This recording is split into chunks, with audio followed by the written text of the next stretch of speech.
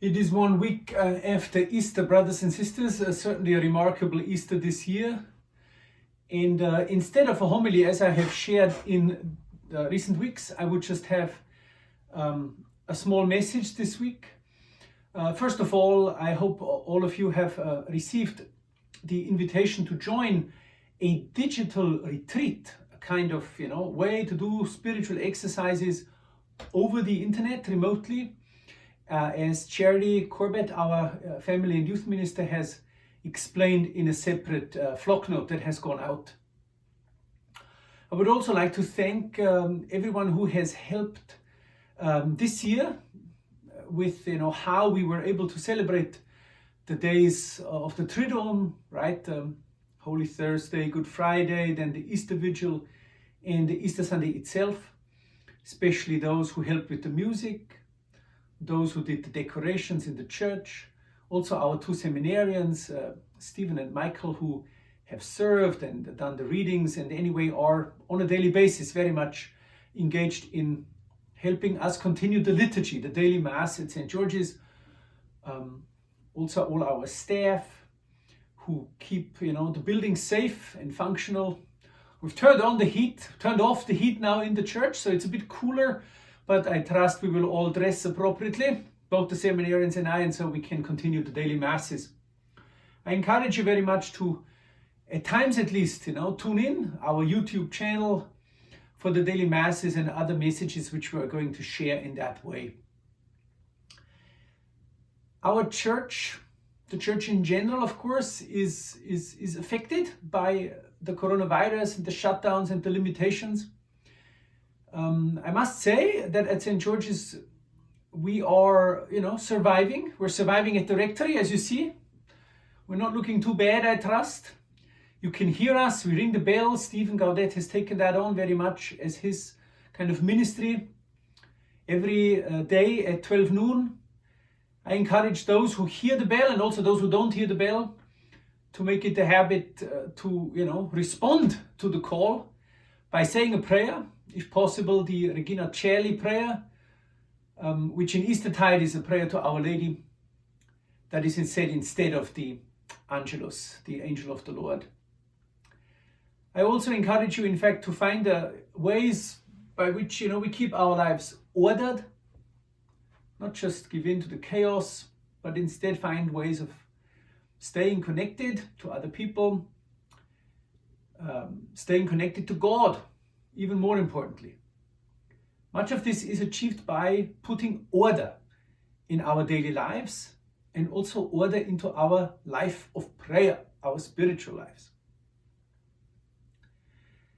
I also want to mention all those who have responded to our, invitation, to our plea, in a sense, to not forget St. George's financially. Many people have responded. I'm very grateful. Our church is therefore, at least for the moment, viable. We continue to be around. We continue to be able to pay our bills, those we cannot avoid, of course. And so I'm especially grateful. Some of our parishioners have made an extraordinary generous donation. Others have continued their regular donation. So a special thanks to all those who are making an extra sacrifice. Many, are losing some income and some money in these days. Others, many in our community, have a stable income, either because they have a pension or they have a government position where the income is unaffected. I invite especially those who have not suffered any income losses to make sure that they contribute to the life of the parish, because we want to be around and we want to be viable, not only when the coronavirus times will be over, but also during the coronavirus times. In fact, in retrospect, we are quite blessed to have made some preparations, or at least to have made some decisions which now turn out to be very good preparations for these weeks and potentially months that we have to go through. Our church has a large number of people who are committed donors by pre-authorized donations. That's very important and valuable because those donations are the bedrock on which our parish life, in fact, is now rested. We've also invested in some technology, right? We have very stable, for example, internet in the church, which is necessary now for doing all these transmissions and doing the videos from the church. That is just impossible in many churches. In our church, it's actually very easy.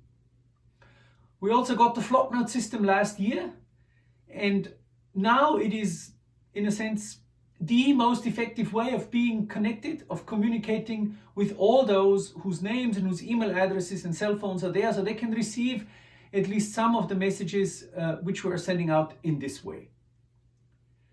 I think there is a few things to learn, from this crisis and in this crisis. And we will soon start to reflect, on how the future can look like. Not only on how we get out of it and simply back to where we were before, but maybe how we can adapt now to not only the situation that we're in now, but to the future. What we need to focus on, what we need to do in order to make God present in our lives, God visible in our community, to those who may have forgotten about Him, to those who may have never known Him. This is in fact a great challenge, and these weeks of lockdown and level of quarantine and limitations may be an opportunity to discover what that exactly is, how that can look like, and how each one of us can contribute to this mission. So again, thanks to all who help us in one way or the other during this crisis, and all the best from your parish here at St. George's, and God bless for the weeks to come.